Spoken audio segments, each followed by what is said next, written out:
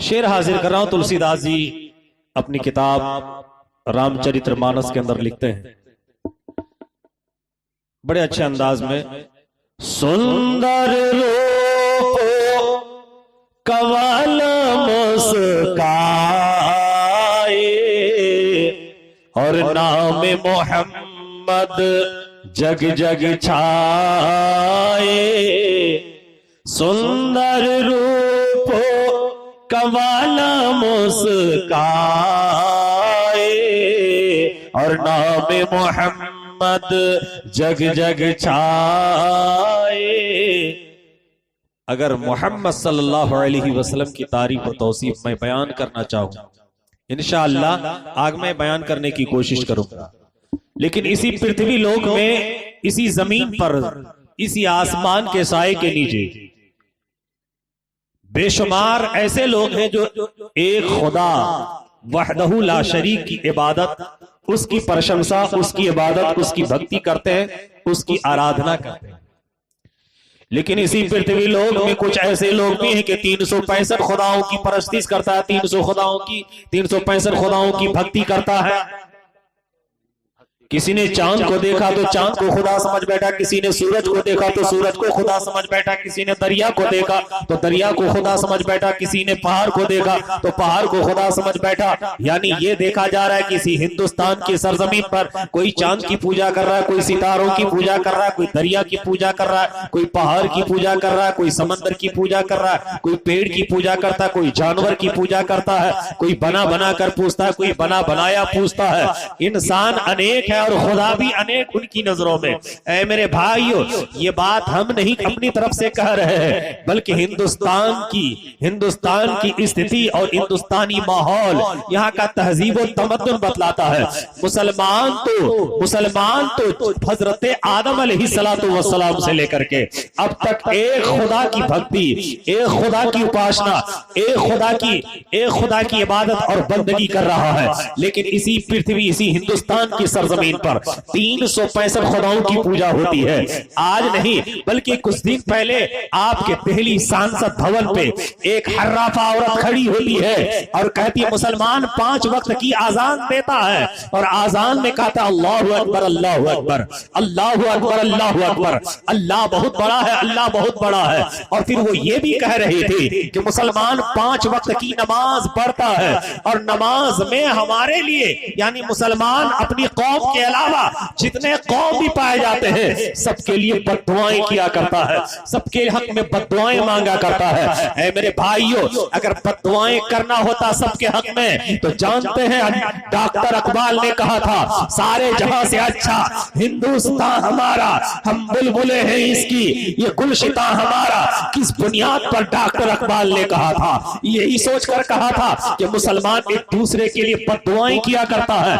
नहीं, ये सोच उसकी नहीं थी, बल्कि डॉक्टर इकबाल की नजरों में हिंदुस्तान की तहजीब, हिंदुस्तान का तहजीब और तमद्दुन, हिंदुस्तान के अखलाक का मुजाहिरा, हिंदू मुसलमान आपस में गले मिल रहे थे, मुसलमान हिंदुओं से गला मिल रहे थे, हिंदू मुसलमान से गला मिल रहे थे, सिख मुसलमान से गला मिल रहे थे और सिख मुसलमानों से गला मिल रहे थे। यहाँ का तहजीब और तमद्दुन को देखकर, यहाँ के गंगा जमनी तहजीब को देखकर डॉक्टर इकबाल ने कहा था सारे जहां से अच्छा हिंदुस्तान हमारा, हम बुलबुले हैं इसकी, ये गुलशिता हमारा। ऐ मेरे भाइयों, आज पूरी दुनिया के अंदर हिंदुस्तान से एक मैसेज पहुंच रही है। वो मैसेज ये पहुंच रही है, हिंदुस्तान का माहौल परागंदा हो चुका है। जहां पर एक वक्त यहाँ की तहजीब, यहाँ की एकता ये बताई जा रही थी कि हिंदुस्तान में चाहे वो हिंदू हो, मुसलमान हो, सिख हो, ईसाई है, चाहे वो जिस जाति से ताल्लुक रखता हो, लेकिन वहां के लोगों में इत्तेफाक पाया जाता है, वहां के लोगों में इत्तेहाद पाया जाता है, वहां के लोगों में मोहब्बतें पाई जाती है। और उसी मोहब्बत, उसी इत्तेफाक, उसी इत्तेहाद की बुनियाद पर हिंदुस्तान से अंग्रेजों को हमने खदेड़ कर भेजा था। ये तारीख गवाह है और हिंदुस्तान की तारीख में आज भी मुफ्त है, आज भी नौके कलम से लिखा हुआ है। ऐ मेरे भाइयों, लेकिन आज इसी हिंदुस्तान की सरजमीन पर कुछ लोग ऐसी गंदी सियासतें कर रहे हैं कि मुसलमानों को हिंदू के खून का प्यासा, हिंदुओं को मुसलमान के खून का प्यासा बना डाला। कोई राम जन्मभूमि की बात कर रहा है, कोई राम मंदिर की बात कर रहा है, कोई बाबरी मस्जिद की बात कर रहा है। हिंदू मुसलमानों के बीच खून खराबा हो रहा है। रास्ते में चलो तो पता चलता है आज कहीं पर गली कूचों में मुसलमानों की लाशें पड़ी हुई है, दूसरी जगह देखो तो कहीं पर हिंदुओं की लाशें पड़ी हुई है, और तीसरी जगह देखो तो सिखों की लाशें पड़ी हुई है। आज सिर्फ हिंदुस्तान में मार काट चल रही है। वो उसको काट रहा है, वो उसको काट रहा है, मुसलमान हिंदू को काट रहा है, हिंदू मुसलमानों को काट रहा है, जट शिया को काटा जा रहा है। आज हिंदुस्तान में सिर्फ नफरतें फैलाकर यहाँ के तहजीब और तमद्दुन को दरहम बरहम करके लोगों में फूट डालने की साजिशें रच रही है। लेकिन हिंदुस्तान का मुसलमान हो या हिंदू भाई हो, चाहे वो जिस जाति से ताल्लुक रखता हो, इतना भी बेवकूफ नहीं है कि वो हालात को न समझ सके। ऐ मेरे भाइयों, जब कोई शैतान अपनी शैतान की ताकतें दिखलाता है तो शैतान की ताकत हमेशा नहीं चला करती है, कुछ दिन के बाद उसकी ताकतें घटने लगती है। ऐ मेरे भाइयों, मेरे कहने का मकसद ये है कि आज हिंदुस्तान के माहौल को परागंदा किया जा रहा है, लेकिन तुलसीदास जी अयोध्या की सरजमीन पर बैठकर जब रामचरितमानस लिख रहे थे, उसने तुलसीदास जी ने रामचरितमानस के अंदर क्या लिखा, यहाँ न कछु पक्षपात रखो, वेद पुराण संत मत भागो। मैं आज कोई पक्षपात की बात नहीं करूंगा, आज मैं कोई भेदभाव की बातें पैदा नहीं करूंगा, आज मैं पक्षपात की बात नहीं, नफरत फैलाने की बातें नहीं करूंगा, बल्कि आज वो वही बातें कर रहे हैं जो बड़े बड़े ऋषि मुनियों ने किया है, जो बड़े बड़े महात्माओं ने किया है, जो बड़े बड़े औकला ने किया है, जो बड़े बड़े दानिश्वरों ने किया है, वो बातें करने जा रहे हैं। तो तुलसीदास जी अयोध्या की सरजमीन पर बैठकर जब वो नीमा बली लिख रहे थे, रामचरितमानस लिख रहे थे, तो नफरत की बू तक नहीं आई, भेदभाव की बू तक नहीं आई। लेकिन आज इस हिंदुस्तान की तहजीब तमद्दुन को भेदभाव में बांटा जा रहा है, भेदभाव को आम किया जा रहा है। ऐ मेरे भाइयों, इसी हिंदुस्तान की सरजमीन पर सिर्फ मुसलमान ही नहीं कहता, पूरी दुनिया का मुसलमान यही कहता है, एक खुदा की इबादत करो, एक खुदा की उपासना करो, जिस राम की तुम मंदिर बनाने के लिए चल रहे हो। मुसलमान आज तक एतराज नहीं किया कि तुम राम मंदिर ना बनाओ भारत की सरजमीन पर, लेकिन मैं तुमसे ये कहना चाहूंगा, ए राम के मंदिर तामीर करने वालों और राम मंदिर की संग बुनियाद डालने वालों, सबसे पहले ये बात तो फैसला कर लो कि आपके मजहब में राम कितने हैं। आपका कहना होगा, आपके मजहब के बड़े बड़े विद्वान, आपके मजहब के बड़े बड़े पंडितों ने, आपके मजहब के बड़े बड़े दानिश्वरों ने कहा है बस एक राम है जिसकी हम उपासना करते हैं, जिसकी हम भक्ति करते हैं, आपका कहना है। लेकिन मुजफ्फर कह रहा है बबांगे दोहल कि आपके मजहब की किताब बता रही है एक राम नहीं बल्कि 4 राम है। तो आप कहेंगे कहां पर लिखा है? आपकी मजहब की किताब संग्राम पुराण के अंदर लिखा है, एक राम दशरथ का बेटा, दूसरा राम घट में बैठा, तीसरा राम संसार पसारा, चौथा राम जग से न्यारा। पहले ये फैसला कर लो तुम किस राम की भक्ति करते हो, किस राम की उपासना करते हो, पहले ये फैसला हो जाए। और दूसरा फैसला ये कर लो कि नेपाल वाले का कहना है, नेपाल के गवर्नमेंट का कहना, नेपाल के पंडितों का कहना, नेपाल के बाबाओं का कहना यह है कि श्री रामचंद्र जी नेपाल की सरजमीन पर पैदा हुए, और भारत के बाबाओं का कहना, भारत के पंडितों का यह दावा है कि श्री रामचंद्र जी भारत के अंदर पैदा हुए। तो पहले यह फैसला कर लो कि श्री रामचंद्र जी पैदा कहां हुए, भारत में या नेपाल में। जब यह फैसला हो जाए तो जहां जाओ वहां पर राम मंदिर की बुनियाद। लेकिन ऐसा तो होगा नहीं, लोग नफरतें फैलाने की बात करता है।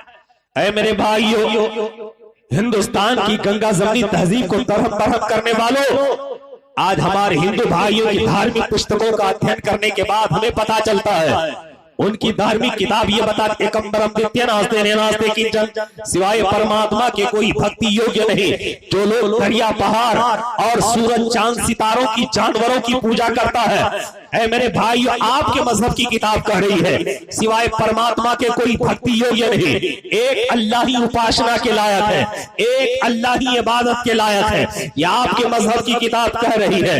अब जबकि आपके मजहब की किताब ये कह रही है एक अल्लाह की इबादत करो, एक अल्लाह की प्रशंसा करो, एक अल्लाह की उपासना करो, फिर 365 खुदाओं की पूजा क्यों हो रही है? आपके मजहब की किताब कह रही है यको देव सर्वभूतेषु, एक ही। दुरूद पाक पढ़िए, अल्लाहुम्मा सल्ली अला सय्यदना मौलाना मुहम्मदिन बारिक सल्लिम सल्लु अलैहि सलातुम व सलामुन अलैका या रसूल अल्लाह, सलातुम व सलामुन अलैका या हबीब अल्लाह। ऐ मेरे हिंदू भाइयों, आपकी मजहबी किताब कहती है एको देव सर्वभूतेषु, एक ही देव है जिसकी भक्ति की जाए, एक ही देव है जिसकी उपासना की जाए, बाकी सबके सब भूत है। ये बात किसी मुसलमान ने नहीं कही है, बल्कि एक खुदा की भक्ति के बारे में आप ही के मजहब की किताब कह रही है, और बाकी तमाम देवी देवताओं को भूत आप ही की किताब कह रही है। मुसलमान नहीं कह किसी को भूत, बल्कि आपके मजहबी किताब कर रही है। ऐ मेरे भाइयों, 365 खुदाओं के पुजारियों, आज मुसलमान अगर कलमा पढ़ता है तो हो सकता है सुनने में किसी को बुरा लगता हो। जब हम बबांग के दोहल पढ़ते हैं, ला इलाहा इल्लल्लाह मुहम्मदुर रसूलुल्लाह, ला इलाहा इल्लल्लाह मुहम्मदुर रसूलुल्लाह, क्या ये कलमा आपके मजहब की किताब के अंदर मौजूद नहीं है? हाँ है। शामवेद उठाकर देखो, शामवेद के अंदर ये कलमा मौजूद है। वो इस तरह से मौजूद है, ला इलाहा हरमी पापन इल्ला लम्मा परम जन्म वैकुंठ प्राप्त होती जपे नामे मोहम्मद। ये कलमा शामवेद के अंदर मौजूद है। जानते हैं इस कलमे का अर्थ क्या होता है? इस कलमे का अर्थ ये होता है, और ये कलमा हमारे हिंदू भाइयों के यहाँ कब पढ़ी जाती है? जब उनके यहाँ कोई बीमार हो जाए।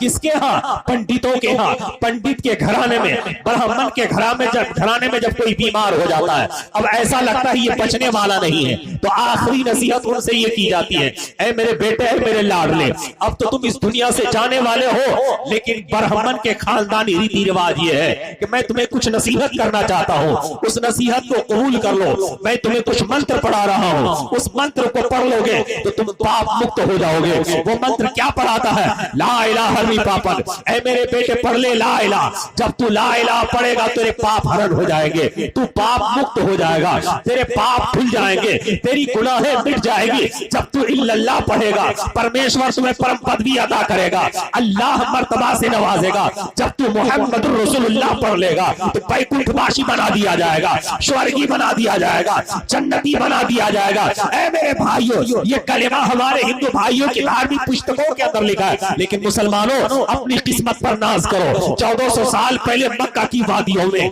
आमना के लाल ने, अब्दुल्ला के लख्ते जिगर ने अपनी उम्मत को एक सबक दिया था। वो सबक ये दिया था, मन काला ला इलाहा इल्लल्लाह फदखल जन्नह, जिसने ला इलाहा इल्लल्लाह मुहम्मद रसूलुल्लाह पढ़ा ताकीद के वो जन्नत में दाखिल हो गया। यहीं तक महदूद नहीं, प्यारे आका के दीवानों, सरकार ने फरमाया था, मन शहीदा अशहदु अल्ला इलाहा इल्लल्लाह व मन शहीदा अशहदु अन्ना मुहम्मद रसूलुल्लाह हर्रम अल्लाहु तआला अलैहि नार। सरकार ने फरमाया था, जिसने ये गवाही दी कि अल्लाह के अलावा कोई इबादत के लायक नहीं, अल्लाह के अलावा कोई भक्ति योग्य नहीं, और हजरत मोहम्मद सल्लल्लाहु अलैहि वसल्लम अल्लाह के सर्वश्रेष्ठ तर रसूल है, जिसने ये गवाही दे दी, उस पर जहन्नम की आग हराम हो जाती है।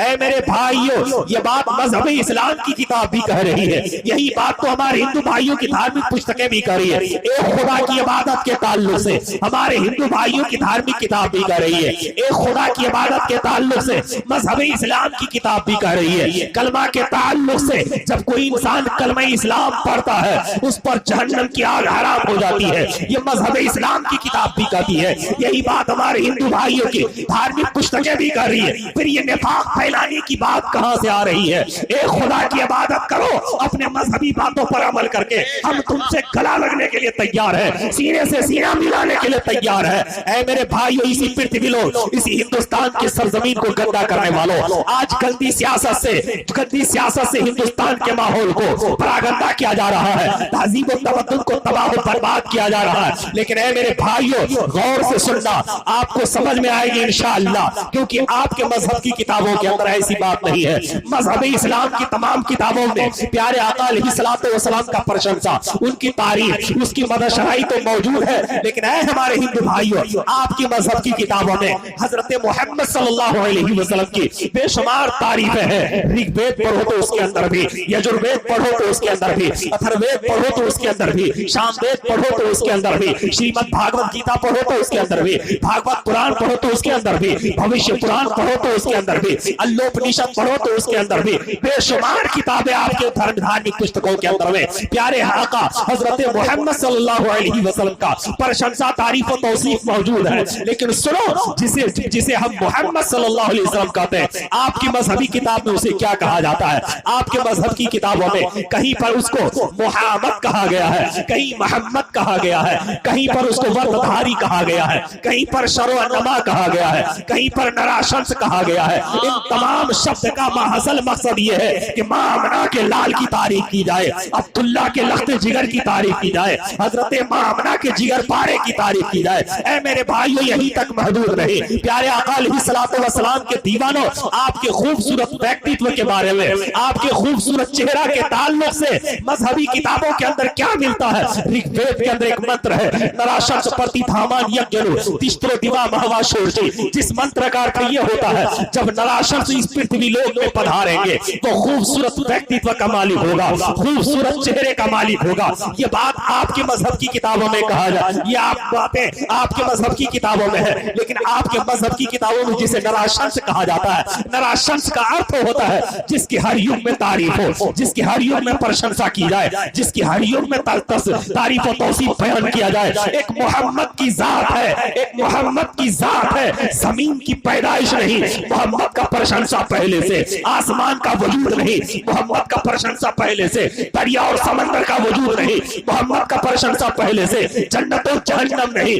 मोहम्मद का प्रशंसा पहले से, ना ये जन्नत और जहन्नम नहीं, मोहम्मद का प्रशंसा पहले से, दरिया और पहाड़ नहीं, मोहम्मद का प्रशंसा पहले से। ऐ मेरे भाइयों, मोहम्मद अरबी सल्लल्लाहु अलैहि वसल्लम की तारीफ और तौसीफ जब ये दुनिया नहीं थी उस वक्त भी हो रहा था। और जानते हैं करने वाला कौन? करने वाला रब्बे कायनात की जात है, रब्बे किबरिया की जात है। हम और आप इंसानों की जमात में उसकी प्रशंसा कर रहे हैं। और जब मोहम्मद सल्लल्लाहु अलैहि वसल्लम इस दुनिया में तशरीफ नहीं लाए थे तो आपकी प्रशंसा फरिश्तों की जमात में हो रही थी, फरूहों की दुनिया में हो रही थी। बिरादरान मिल्लत इस्लामिया, और यही तक महदूद नहीं, एक मोहम्मद की जात है। चाहे वो जिस मजहबी किताबों को देखा जाए, उस मजहबी किताबों में मोहम्मद का प्रशंसा मिलेगा, मोहम्मद की तारीफ आपको नजर आएगी। अमेरिका में देखा जाए तो वहां पर भी मोहम्मद पर किताबें लिखी जा रही है, मोहम्मद की जात पर रिसर्च की जा रही है। मोहम्मद सल्लल्लाहु अलैहि वसल्लम अगर वजू बनाते हैं तो मुसलमानों के पैगंबर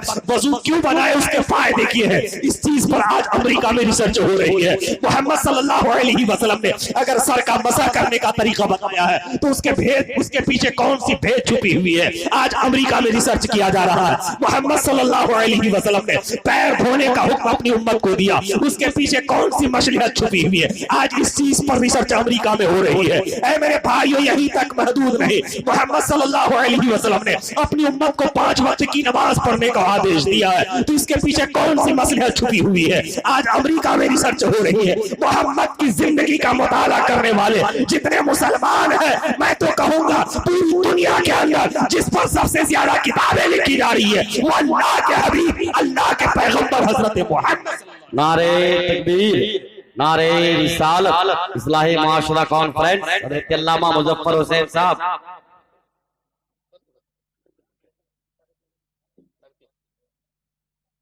दुरूद पाक पढ़िए, अल्लाहुम्मा सल्ली अला सय्यदना मौलाना मुहम्मदिन बारिक सल्लल्लाहु अलैहि सलातो व सलाम अलैहि या रसूल अल्लाह, सलातो व सलाम अलैहि या हबीब अल्लाह। कहें तो, वरना अगर कहेंगे बोलने के लिए तो मैं बोलूंगा। दुरूद पाक पढ़िए, अल्लाहुम्मा सल्ली अला सय्यदना मौलाना मुहम्मदिन बारिक सल्लल्लाहु अलैहि सलातो व सलाम अलैहि या रसूल अल्लाह सल्लल्लाहु तआला अलैहि वसल्लम। तो पूरी दुनिया के तमाम मज़ाहिब की किताबों में प्यारे आका हजरत मोहम्मद सल्लल्लाहु अलैहि वसल्लम का प्रशंसा है।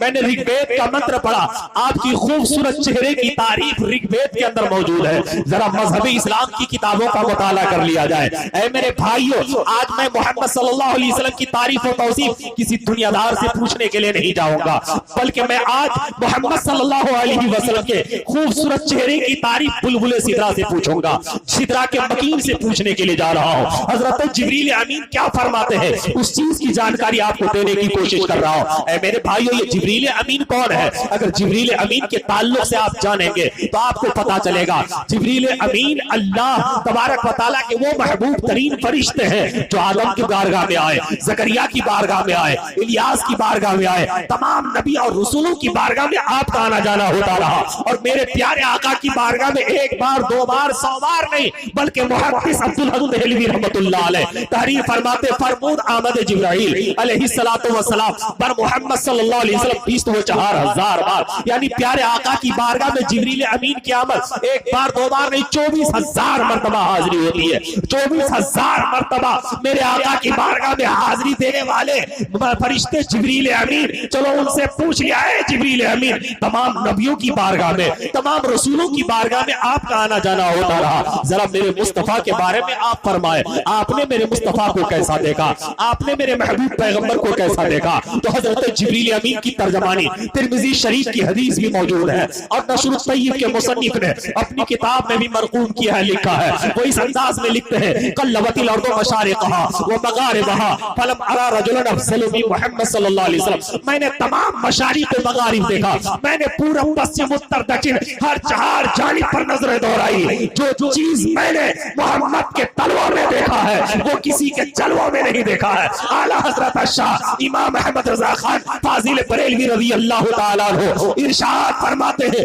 यही बोले सितरा वाले चमने जहां के थाले, सभी मैंने छान डाला तेरे पाए का न पाया, तुझे यक ने यक बनाया, तुझे हम्द है खुदाया। ऐ मेरे भाइयों, यही तक महदूद रहे। मोहम्मद सल्लल्लाहु अलैहि वसल्लम की तारीफ और तौसीफ में लिखा गया, ओ मौतार नियारत पुनीतम पृथ्वी मध्यरणी सकबारतम बलवत स्वानम तेज बाद मशरुअन्नवा महापुरुषम पुरुषोत्तमम संबले स्थानम गृह विष्णु शमत्यागर्वमादत्यम पृथ्वी पालकम परहारम परहारम करगरे तविष्योतम परमरागतम परमात्मा। ऐ मेरे भाइयों, अब देखिए कि इस मंत्र में सबसे प्रथम शब्द का जो इस्तेमाल हुआ है वो ओम का शब्द है। ओम अवतार, ओम का अर्थ क्या होता है?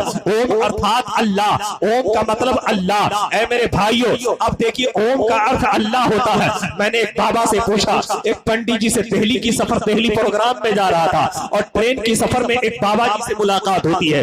मैंने उससे एक प्रश्न किया था, बाबा हमें एक प्रश्न का उत्तर दे दो। तो प्रश्न मेरा ये था, इस तरह से मैंने प्रश्न किया था कि आपके सबसे बड़े भगवान का नाम क्या है? तो उसने कहा था कि मेरे सबसे बड़े भगवान का नाम श्री महादेव जी है। मैं उसकी प्रशंसा करता हूँ, मैं उसकी उपासना करता हूँ। हमारे सबसे बड़े भगवान का नाम महादेव जी है। उस बाबा ने मुझसे कहा, मैंने कहा अच्छा ओम, ओम नमः शिवाय आप बोला करते हैं, तो ओम का अर्थ क्या होता है? तो उसने जवाब दिया, ओम का अर्थ होता है जिसका कोई आकार न हो, जिसका कोई आकार न हो। ऐ मेरे भाइयों, तो मैंने कहा पंडित जी, अगर आप महादेव जी को, अगर महादेव जी को सबसे बड़े भगवान मानते हो तो महादेव जी का तो आकार है। उसने कहा कहां पे आकार है? मैंने कहा देखना चाहते हो महादेव जी का आकार? ओम का अर्थ होता है निराकार और शिव का तो आकार है। अगर ये आपके सबसे बड़े भगवान है, अगर आप इसे समझते हो तो सबसे बड़ा भगवान ये हो ही नहीं सकते। उसने कहा कैसे? मैंने कहा सुनो, ओम का अर्थ होता है निराकार जिसका कोई आकार नहीं, महादेव जी का तो आकार है। तो उसने कहा कहां पे आकार है? मैंने कहा पूरे वजूद, पूरे जिस्म के साथ होना, ये पहला आकार शादी करना, दूसरा आकार बच्चा पैदा करना, ये तीसरा आकार महादेव जी ने शादी भी किया, जिसकी बीवी का नाम श्रीमती पार्वती देवी, जिसके बेटे का नाम गणेश जी है। इसका मतलब ये जो बच्चा पैदा करे, जो शादी करे, वो खुदा हो ही नहीं सकता, वो खुदा हो ही नहीं सकता। खुदा की कल्पना के ताल्लुक से, खुदा की कल्पना के बारे में जो है तुलसीदास जी अपनी किताब रामचरितमानस, रामायण के अंदर एक अलग अंदाज में लिखते हैं। वो इस तरह से लिखते हैं, बिनु पद चलाई सुनाई बिनु काना और कर बिनु करम करही विधि नाना, आनन रही तो शाकाल रस भो और बीनो बानी बकता बर जोगी, तब बीनो परस नयन बीनो देखा और करही घरान अरे बांस असेसा, आसी सब भांति अलौकिक करनी, महिमा जासो अरे जाय नहीं बलनी, तुलसीदास जी एक खुदा की कल्पना के ताल्लुक से दोहा के शेर जो कहे हैं वो लिखते क्या है, ऐ लोगों वो कौन है जो बगैर हाथ के पकड़ता है, बगैर आंख के देखता है, बगैर पैर के चलता है। ऐ मेरे भाइयों, इस ताल्लुक से अगर मैं बताने की कोशिश करूं तो आपको पता चलेगा एक अल्लाह की जात है जो बगैर हाथ के पकड़ता है, एक अल्लाह की जात है जो बगैर आंख के देखने की ताकत रखता है, एक अल्लाह की जात है जो बगैर पैर के चलने की ताकत रखता है। रब तबारक व तआला को आंख की जरूरत नहीं बल्कि दस्ते कुदरत और देखने के लिए कुव्वते बसारत ही काफी है। ऐ मेरे भाइयों, अल्लाह को आंख की जरूरत नहीं, हाथ की जरूरत नहीं, पैर की जरूरत नहीं, इसलिए कि हाथ तो एक आकार वाले का होता है और पैर तो एक आकार वाले का होता है, आंख तो एक आकार वाले का होता है। और अल्लाह वो होगा जिसका कोई आकार न हो और जो इसका आकार हो जाए तो खुदा हो ही।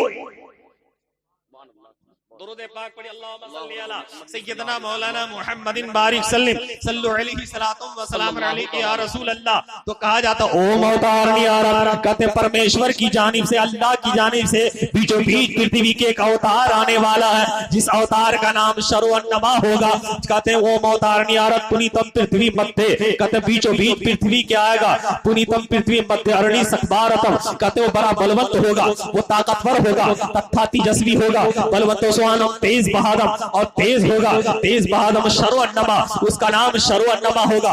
महापुरुषम, कहते पुरुषों में उत्तम पुरुष होगा, महापुरुषम पुरुषम महापुरुषम पुरुषोत्तम, कहते तमाम पुरुषों में उत्तम पुरुष होगा। ऐ मेरे भाइयों, उत्तम पुरुष का मतलब क्या होता है, अफजल बशर, अफजल इंसान। महापुरुषम पुरुषोत्तम संभल स्थान, कहते वो संभल स्थान में आएगा, संभल स्थान गृह विष्णु यश, कहते विष्णु यश के घर में पैदा लेगा। शुभत्या गर्भमातत्यम, कहते श्रुति के गर्भ से पैदा लेगा। ऐ मेरे भाइयों, इस तमाम मंत्र का महासल मकसद ये है मोहम्मद अरबी सल्लल्लाहु अलैहि वसल्लम कहां पैदा लेंगे, ये उस हमारे हिंदू भाइयों की धार्मिक किताबें बता रही है। उसके पिताश्री का नाम क्या होगा, ये भी उसकी किताब बता रही है। उसकी माताश्री का नाम क्या होगा, ये भी उसकी किताब बता रही है। यानी मोहम्मद अरबी सल्लल्लाहु अलैहि वसल्लम की तशरीफ आवरी, आपके माता पिता सारी चीजों के बारे में, पैदा होने की जगह के ताल्लुक से आपके मजहब की किताब हमारे हिंदू भाइयों की धार्मिक पुस्तकें बतला रही है। यहीं तक महदूद नहीं, प्यारे आका अलैहिस्सलातु वस्सलाम के दीवानों, हमारे आका सल्लल्लाहु अलैहि वसल्लम की हमारे आका सल्लल्लाहु ताला अलैहि वसल्लम की तारीफ और तौसीफ अगर हम हिंदू भाइयों की धार्मिक पुस्तकों के अंदर देखते हैं तो एक मंत्र मिलता है। वो इस तरह से अर्थतेषा भविष्यन्ति मनाशि विस्तानि वे वासुदेवांग रागति पुण्य गंधा नीलश पुरुषम कहा जाता है। जब वो नराशंस, जब वो शर्वन्नमा इस पृथ्वी लोक में पधारेंगे, उसका जिस्म, उसका बॉडी अत्यंत मोहक होगा। जिस गली से गुजरेंगे वो गली महकने लगेगा, जिस कूचे से गुजरेंगे वो कूचा महकने लगेगा, जिससे हाथ मिलाएंगे वो हाथ महकने लगेगा। ऐ मेरे भाइयों, ये बात हमारे हिंदू भाइयों की धार्मिक पुस्तकें कह रही है। लेकिन 1400 साल पहले मक्का की वादियों में जब आमना का लाल चला करते थे तो रास्ता खुशबू से मुअत्तर हो जाया करता था। किसी से मुसाफा करते थे तो हथेलियां महकने लगती थी, किसी के सर पर रखते थे तो सर खुशबूदार हो जाया करता था, किसी के रुखसार पर रख देते तो रुखसार खुशबू से मुअत्तर हो जाया करता था। सुभान अल्लाह। रात की आखिरी घड़ी में भी इस लॉकडाउन में अगर 50 का नोट आ जाए, ये बहुत बड़ी बात। अल्लाह तबारक व तआला बरकतें नाज़िल अता फरमाए। जिसने जिस मकसद के लिए दिया है, अल्लाह तबारक व तआला उनके तमाम दिली जायज मकासिद को पूरी अता फरमाए।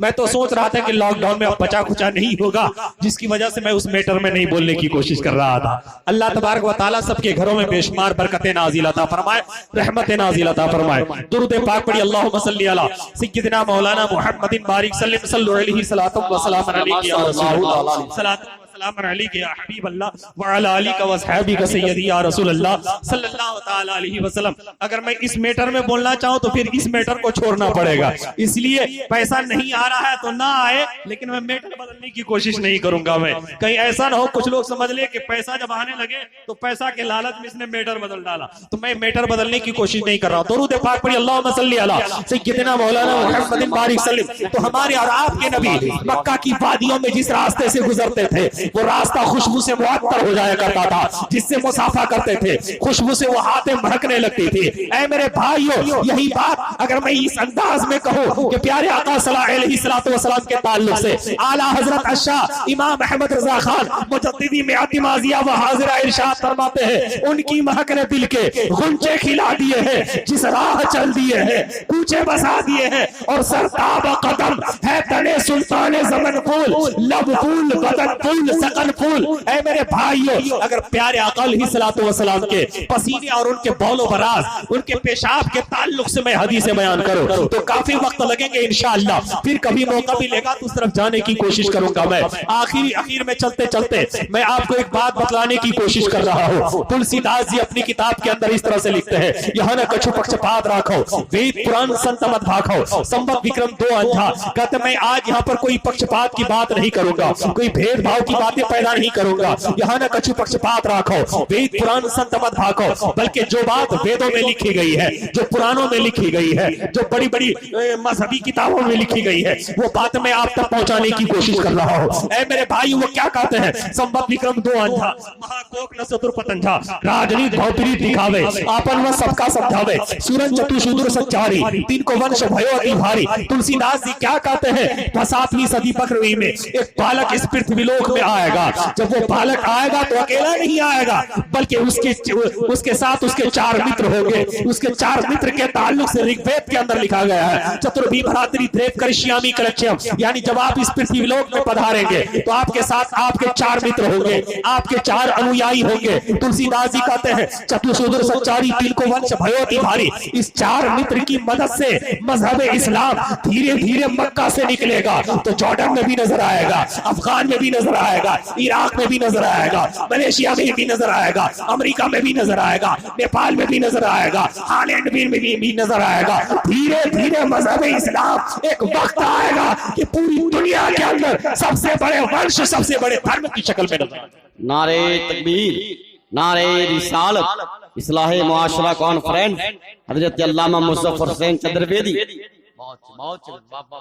यही तक महदूद नहीं, प्यारे आका अलैहिस्सलातु वस्सलाम के दीवानों, हमारे आका अलैहिस्सलातु वस्सलाम के ताल्लुक से हमारे हिंदू भाइयों की धार्मिक पुस्तकें, श्रीमद् भागवत पुराण के अंदर में एक मंत्र लिखा गया और भविष्य पुराण के अंदर भी ये मंत्र है, कल की पुराण के अंदर भी ये मंत्र है। वो इस तरह से है, संतलग्राम मोक्ष से बड़ाने से महात्मन्नमा भवने विष्णु यशो गृह प्रादुर्भवामि हम। ये मंत्र इन तीनों किताबों के अंदर मौजूद है। जानते इस मंत्र में क्या बताया जा रहा है कि मोहम्मद सल्लल्लाहु अलैहि वसल्लम किस शहर में पैदा लेंगे, उसके पिताश्री का नाम क्या होगा, उसके माता श्री का नाम क्या होगा, ये सारी बातें इस मंत्र के अंदर बताई जा रही है। फिर हम मोहम्मद सल्लल्लाहु अलैहि वसल्लम की तारीफ और तौसीफ मजहबी इस्लाम की किताबों के अलावा हमारे हिंदू भाइयों की मजहबी किताबों के अंदर बेशुमार जगहों पे मौजूद है। लेकिन इसी हिंदुस्तान की सरजमीन पर एक लेखक लिख गए, कौन? तुलसीदास जी लिखते हैं, ढोल शूद्र पशु और नारी ये सब है तारण के अधिकारी, यानी ढोल पीटने के योग्य। हमारे हिंदू भाइयों के यहाँ देखा जाए तो हर काम ढोल से शुरू होता है। सरस्वती की पूजा करना है तो ढोल पीट कर,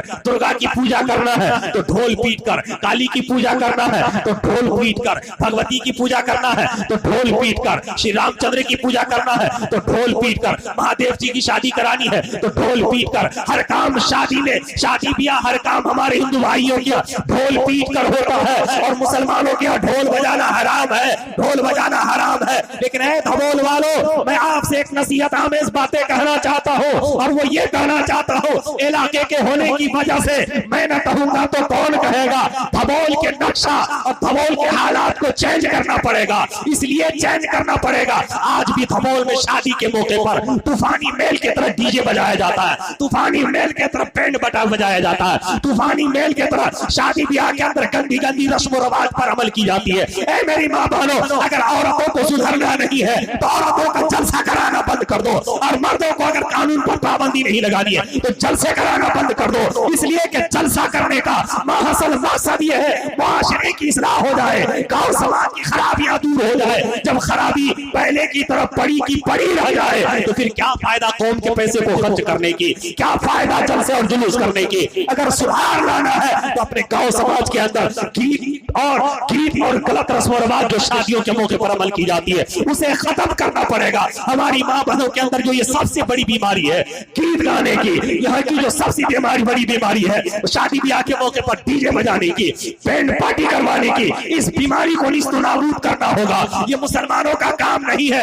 आज पूरे हिंदुस्तान का नक्शा उठाकर देख लिया जाए, किसी भी इज्जतदार इंसान के घर में अपने बेटे की शादी पर डीजे नहीं बजाया जाता है। किसी भी इज्जतदार घराने में आज बैंड पार्टी नहीं की जाती है। ये डीजे बजाना, ये ढोल बजाना और क्या ढोल बजाना, डीजे करना, रस्मों पर अमल करना, ये किसका काम है? जिसका कोई समाज में कोई मकाम नहीं है, जिसका कोई समाज में इज्जत नहीं है, वो अपने बेटे की शादी में डीजे बजवाएगा, वो बैंड बजवाएगा। छोटे जाति के लोग, जो छोटे जाति के ढोल चमार दुशात है, वो अपने घरों में बैंड बजाने का काम करता है, वो अपने घरों में डीजे बजाने का काम करता है। मुसलमान अपने घरों में चमार के जैसा काम क्यों करेगा? ढोल के जैसा काम मुसलमान अपने घरों में क्यों करेगा? इसलिए अल्लाह ने अगर हमें ईमान वाला बनाया है तो ईमान की सिफतों पर चलना जरूरी।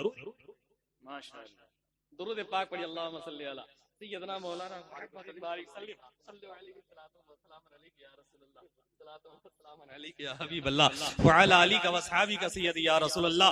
और हमारे भाई लोग कहते हैं मौलाना आप तो तकरीर में बता दिए कि रस्म रवाज को खत्म कर दिया जाए, लेकिन औरतें मानती नहीं है। मैं अपने भाइयों से कहने की कोशिश करूंगा कि आपकी बीवी, आपके बच्चे अगर आपकी बात पर नहीं चलती है, अल्लाह ने आपको हाकिम बनाया है। कुरान मजीद के अंदर रब का फरमान अर्रिजालु क़व्वामूना अलन निसा, मर्द जो है औरतों का हाकिम है। आपको अल्लाह ने हाकिम बनाया है। हाकिम की ताकत, हाकिम की कलम में वो ताकत, हाकिम की जुबान में वो ताकत है। अगर एक कलम चला दे तो किसी की जिंदगी बदल दे, एक कलम चला दे तो किसी की जिंदगी तबाह बर्बाद कर दे। हाकिम की जुबान पर, हाकिम के कलम में वो ताकतें पाई जाती है। तुम कैसे हाकिम हो कि तुम्हारी बीवी तुम्हारे बात पर नहीं है, तुम्हारी बच्चियां तुम्हारी बात पर नहीं है, तुम्हारी बेटियां तुम्हारी बात पर नहीं है, अपने आप को हाकिम कहते हो। अल्लाह ने अगर हाकिम बनाया है तो अपनी हाकिमियत होने की वजह से अगर आप हाकिम हो तो अपनी ताकत का सदुपयोग करो और अपनी ताकत का इस्तेमाल करो। ऐ मेरे भाइयों, लोग कहते हैं कि मानती समाज के अंदर से बुराइयां खत्म नहीं होती है। अक्सर और बेशतर इलाके में अब देखा जा रहा है, जिस गांव में एक गांव ऐसा हो गया है, अगर शादी के मौके पर अगर कोई डीजे कर ले तो 20,000, 15,000, 10,000 जुर्माना होता है। आपके गांव में ये रस्म रिवाज पर अमल की जाती है तो जुर्माना आयद क्यों नहीं करते हैं? अगर एक साधारण सा कोई काम गलत कर ले, साधारण जो कि हदीस और कुरान के नजरिए से वो काम गलत ना हो, फिर भी आप उस पर जुर्माना आयद कर देते हैं। लेकिन हराम काम डीजे बजाकर हो रहा है, हराम काम ढोल बजाकर हो रहा है, हराम काम गलत रस्म रिवाज पर अमल करके हो रहा है। आज इस चीज पर बंदिश क्यों नहीं हो रही है? आज इस चीज पर रोक क्यों नहीं लगाई जा रही? आज इस चीज पर बैंड क्यों नहीं लगाई जा रही है? इसलिए समाज को बुराइयों से पाको साफ अगर करना है तो वो मोहल्ले के सिक्योरिटी, मोहल्ले का मरर, अगर वो सिर्फ लुंगी पहनने के लिए नहीं होता है। मैं खास यहाँ की बात नहीं कर रहा हूँ, पूरे इलाके के लोगों को ये मैसेज देना चाहता हूँ, अगर समाज को सुधारना हो तो मरर सिक्योरिटी जिसको भी जो ऊंचे ओहदे पर है उसे मजबूत होना पड़ेगा। जब तक समाज का सिक्योरिटी न चाहे एक इमाम की बात पर इस्लाह होने वाली नहीं है। जब तक कौम के, जब तक गांव का मरर न चाहे तब तक समाज की इस्लाह और सुधार होने वाली नहीं है। अगर बुराइयों पर लगाम कसना चाहते हो, बुराइयों को समाज से निस्तनाबूद करना चाहते हो तो अपने इमाम के नक्शे कदम पर चलना पड़ेगा, अपने इमाम के अहकामात को फॉलो करना पड़ेगा। इमाम जो कह दे सिक्योरिटी इसकी बात पर अमल करना पड़ेगा, मरर को उसकी बात पर अमल करना पड़ेगा, तब जाकर समाज की बुराई। लेकिन एक इमाम अकेले तरे तनहा चाहे कि मैं गांव से बुराइयां खत्म कर दूं, ऐसा हो ही नहीं सकता। अगर हमारी माँ बहन आज भी शादी में गीत गाएगी और गलत रस्म रवाज पर अमल करेगी तो मैं मौलाना शमीम साहब से और धबोल के सिक्योरिटी से गुजारिश करूंगा कि आप औरतों का जलसा कराना बंद कीजिए। बंद इसलिए कीजिए, जब सुधरना है ही नहीं, समाज से बुराई खत्म करना है ही नहीं, तो कौम के नाहक पैसे को क्यों बर्बाद किया जाए? हमारे भाइयों को अगर जलसा करके फायदा ही हासिल ना हो तो फिर क्या फायदा? इस कॉन्फ्रेंस का नाम है इस्लाह मुआशरा। मुआशरे में जो खराबी है उसकी इस्लाह की जाए, तो इस्लाह मुआशरा ही ना हो तो क्या फायदा जलसा और जुलूस करके? दुरूद पाक पढ़िए, अल्लाहुम्मा सल्ली अला सय्यदना मौलाना मुहम्मदिन बारिक सल्लिम सल्लु अलैहि सलातुम व सलाम अलैहि या रसूल अल्लाह, सलातुम व सलाम अलैहि या हबीब अल्लाह, व अला आलिक व असहाबी का सय्यदी या रसूल अल्लाह सल्लल्लाहु तआला अलैहि वसल्लम। और 10 मिनट सुनेंगे आप लोग, 10 मिनट। मेरी 1 घंटे की तकरीर, 10 मिनट अगर बोल लूं तो 1 घंटे की तकरीर हमारी हो जाएगी। इतनी देर बर्दाश्त किए, 10 मिनट और बर्दाश्त की करेंगे ना, 10 मिनट बर्दाश्त। तो 10 मिनट दुरूद पाक पढ़िए, अल्लाहुम्मा सल्ली अला सय्यिदिना मौलाना मुहम्मदिन बारिक सल्लल्लाहु अलैहि सलातुम व सलाम अलैहि या रसूल अल्लाह, सलातुम व सलाम अलैहि या हबीब अल्लाह, व अला आलिका व असहाबिका सय्यदी या रसूल अल्लाह सल्लल्लाहु तआला अलैहि वसल्लम। ऐ मेरे भाइयों, अगर पैगंबर इस्लाम सल्लल्लाहु अलैहि वसल्लम की सीरत तैयबा के ताल्लुक से मैं बतलाने की कोशिश करूं, जैसे कि आपके मोहल्ले में एक मदरसा कायम है, मदरसे में छोटी छोटी बच्चियां भी पढ़ा करती है, आपके बच्चे भी पढ़ा करते हैं। मैं आपसे पूछना चाहता हूं, जब आपकी बच्चियां मदरसे में पढ़ती है, आपके बच्चे मदरसा में पढ़ते हैं, तो आपके बच्चे बदअखलाक क्यों हो रहे हैं, बदकिरदार क्यों हो रहे हैं? जबकि पढ़ रहा है बच्चे मदरसे में तो बाअखलाक होनी चाहिए, बाकिरदार होनी चाहिए। आखिर क्या वजह है? जब आपकी बच्चियां ब्याह कर जब ससुराल जाती है तो ससुराल से आपकी बेटी के खिलाफ कंप्लेन आती है, आपकी बेटी तो खाना बनाने नहीं जानती है, आपकी बेटी तो सब्जी बनाने नहीं जानती, आपकी बेटी तो पुलाव बनाने नहीं जानती, आपकी बेटी तो खाना बनाने नहीं जानती। तरह तरह की शिकायतें आती है। दूसरी शिकायत ये आती है, आपकी बेटी इस कदर बदतमीज है कि ससुर की अदब करने नहीं जानती है, सास का ख्याल करने नहीं जानती है, अपने शौहर का अदब करने नहीं जानती है, जेठ और देवर का अदब करने नहीं जानती है। ये सारी शिकायतें शादी के बाद आपकी बेटी के खिलाफ आपके समधी के घर से, आपके समधी के घर से आने लगता है। आपने कभी सोचने की कोशिश की, मेरी बेटी के खिलाफ ये कंप्लेन पर कंप्लेन क्यों हो रही है, ये शिकायत पर शिकायत और वारदात पर वारदात क्यों हो रही है? कभी आपने टटोलने की कोशिश की? आपने कभी कोशिश नहीं की? हाँ, खुदा की कसम अगर टटोले होते तो आपकी बेटी कम से कम अगर सच्ची नमाज की पढ़ी लिखी होती, कानून शरीयत की पढ़ी लिखी होती, जन्नती जेवर की पढ़ी लिखी होती, बहिश्ती जेवर की पढ़ी लिखी होती, तो खुदा की कसम इन तमाम चीजों के बारे में कोई कंप्लेन ससुराल की तरफ से ना आता। इसलिए कि जब सच्ची नमाज पढ़ी लिखी होती तो मुकम्मल नमाज का तौर तरीका आपकी बेटी जानती, कानून शरीयत की पढ़ी लिखी होती तो तमाम पाकी और नापाकी का मसला आपकी बेटी के ज़हन और फिक्र में मौजूद होती। अगर बहिश्ती जेवर की पढ़ी लिखी होती, वजू बनाने का कायदा क्या है मालूम है, और वजू की नीयतें क्या है उसे मालूम होगा, गुस्ल की नीयतें क्या है उसे मालूम होगा, पाकी नापाकी ये तमाम तरह की मसले मसाइल की बातें जब बहिश्ती जेवर के अंदर मौजूद है। और वहीं पर जो जन्नती जेवर है, अल्लाह अल्लाह, जो बच्ची जन्नती जेवर बहिश्ती जेवर सही से पढ़ ले, खुदा की कसम तुम अपनी बच्ची को मैट्रिक कराना चाहते हो कराओ, डॉक्टर बनाना चाहते हो बनाओ, इंजीनियर बनाना चाहते हो बनाओ, बैरिस्टर बनाना चाहते हो बनाओ। अपनी दुनियावी तालीम के साथ साथ कम से कम ये दिल में ठान लो कि अपनी बच्ची को कुरान की तालीम के साथ साथ हम जन्नती जेवर जरूर पढ़ाएंगे, बहिश्ती जेवर जरूर पढ़ाएंगे, कानून शरीयत जरूर पढ़ाएंगे, सच्ची नमाज जरूर पढ़ाएंगे। जो बच्ची को ये तालीम दे दी जाती है तो जानते हैं जन्नती जेवर के अंदर क्या है? जन्नती जेवर के अंदर ये है, जब औरत बचपनी की जिंदगी गुजारे तो अपनी जिंदगी कैसे गुजारे, जब औरत जवानी के तिलहेज पर कदम रखे तो अपनी जिंदगी कैसे गुजारे,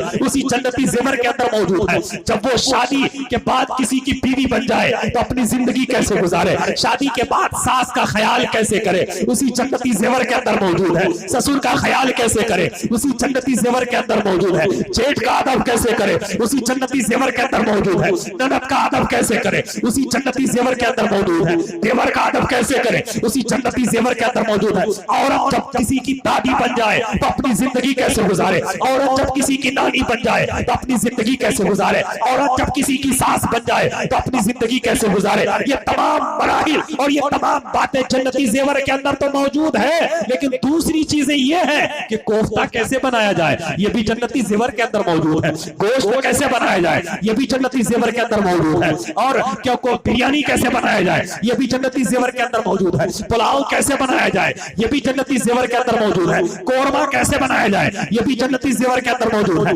आम का अचार कैसे डाले, ये भी जन्नती जेवर के अंदर मौजूद है। भिंडी का अचार कैसे डाले, ये भी जन्नती जेवर के अंदर मौजूद है। बिस्किट कैसे बनाया जाए, ये भी जन्नती जेवर के अंदर मौजूद है। हलवा कैसे बनाया जाए, ये भी जन्नती जेवर के अंदर मौजूद है। यहीं तक महदूद नहीं, किसी के पेट में दर्द हो तो कौन सी दुआ पढ़ी जाए, कान में दर्द हो तो कौन सी दुआ पढ़ी जाए, गले में कांटा अटक जाए तो कौन सी दुआ पढ़ी जाए, नक्सीर बहने लगे तो कौन कौन सी दुआ पढ़ी जाए, शौहर नाफरमान हो जाए तो कौन सी दुआ पढ़ी जाए, सास सही से ख्याल न करे तो कौन सी दुआ पढ़ी जाए। यानी सैकड़ों बीमारियों के इलाज के साथ साथ खाना बनाने का तरीका, और देखना चाहते हो कपड़े के टिकस डिजाइन बनाने का कायदा उसी जन्नती जेवर के अंदर मौजूद है। कुर्ता में गले में डिजाइन कैसे बनाया जाए, सूट सलवार में डिजाइन कैसे बनाया जाए, उसी जन्नती जेवर के अंदर मौजूद है। मेहंदी के लाजवाब डिजाइन कैसे बनाई जाए, उसी जन्नती जेवर के अंदर मौजूद है। खुदा की कसम अगर मैं ये कहूं, अगर आपकी बच्ची ये सच्ची नमाज, कानून शरीयत और जन्नती जेवर, बाइश्ती जेवर, बाहर शरीयत पढ़कर जब वो अपनी ससुराल जाएगी तो खुदा की कसम कंप्लेन नहीं आएगी, बल्कि आपके समधी और समझनिया ससुराल की जानिब से ये खबर आएगी कि समधी तुमने कैसी बेटी मुझे अता किया है कि मेरे घर को जन्नत नुमा बना दिया, जन्नती माहौल में ढालकर चार चांद। दुरूद पाक पढ़ी, अल्लाहुम्मा सल्ली अला सय्यदना मौलाना मुहम्मदिन बारिक सल्लिम सल्लु अलैहि सलातुम व सलाम अलैका या रसूल अल्लाह, सलातुम व सलाम अलैका या हबीब अल्लाह व अला आलिका व असहाबिका सय्यदी या रसूल अल्लाह। मैंने 10 मिनट का वक्त आपसे मांग के लिया था, जिसमें 4 मिनट और रह गया। एक बार और दुरूद पाक पढ़ी, अल्लाहुम्मा सल्ली अला सय्यदना मौलाना मुहम्मदिन बारिक सल्लिम। अच्छा ये बताइए, हम लोग नमाज पढ़ते हैं ना, नमाज पढ़ते हैं, नमाज किसी पर माफ है? किसी पर नमाज है? बताइए, हाथ उठा के बोलिए तो। नमाज माफ नहीं है किसी पर, सब पर नमाज फर्ज है। लेकिन मैं कहता हूं नमाज माफ है। अब आप कहेंगे ये नई बात कहां से लाया मौलाना की नमाज माफ है? ये नई बातें नहीं, बहुत पुरानी बातें। नमाजें माफ है। नमाज माफ किस पर है? जो पागल हो जाए, जो पागल हो जाए उस पर नमाज माफ, जो जुनून में चला जाए उस पर नमाज माफ, जो गशी में चला जाए उस पर नमाज माफ है, जो कोमा में चला जाए उस पर नमाज माफ है। और इनके अलावा भी कई कंडीशन है जिस पर नमाजें माफ होती है। हमारी माँ बहन हर महीने में जो वो छूट के अय्याम होते हैं उन पर नमाजें माफ होती है। उन पर है मेरे भाइयों, तो नमाज माफ नाबालिग पर भी है। तो जो लोग नमाज नहीं पढ़ते वो अपने आप को क्या साबित करना चाहते हैं? सबसे बड़ा पागल हम है, इसलिए नमाज नहीं पढ़ते हैं?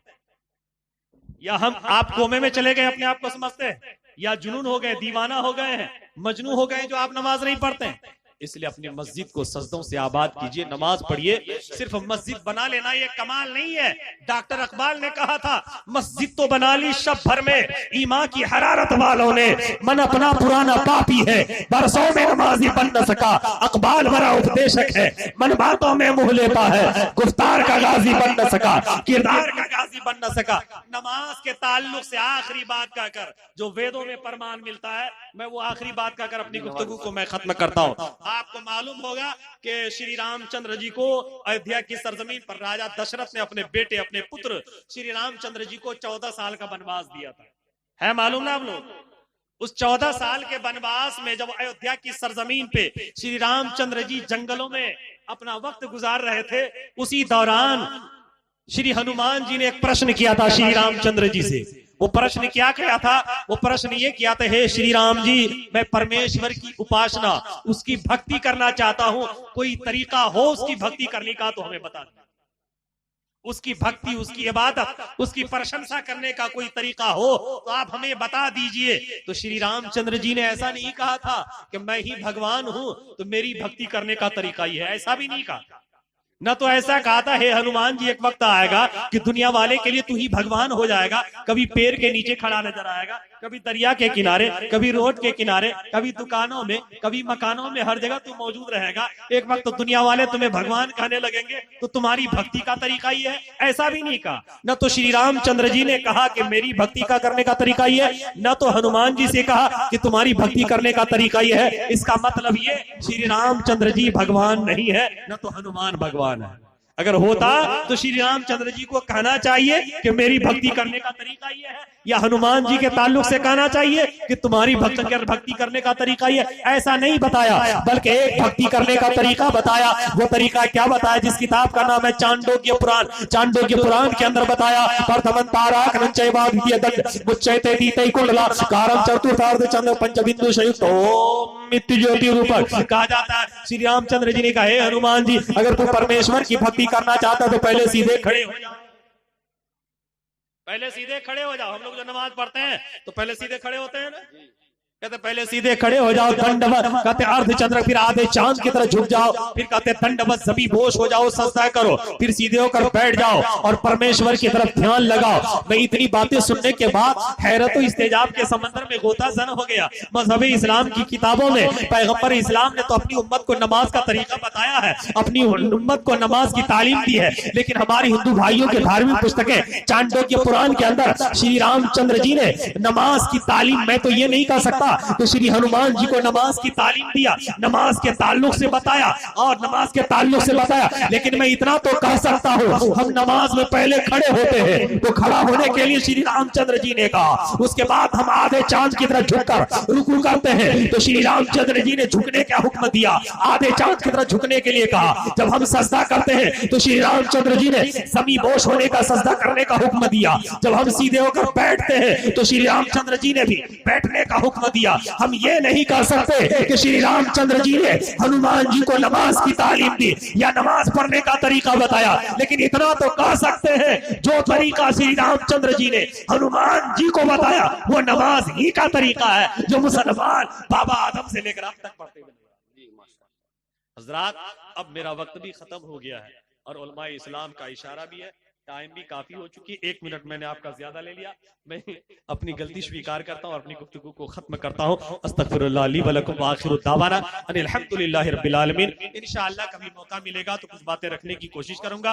चलते चलते 2-3 शेर। उगम निगम सोते जो पारा अपनी अबान मिटे मजारा, तब सुनने सबदास गोसाई सोसा जगत में सरसर नाई, बिनी चारो बिचारो हनीसा, भजो नाम मर मिटे कनीसा, तब अरमान न माने कोई, बिन गुरु दो जग ज्ञान न होई, तुलसी भजो अरे जाने सतगोई, और बिना मोहम्मद पार न हो।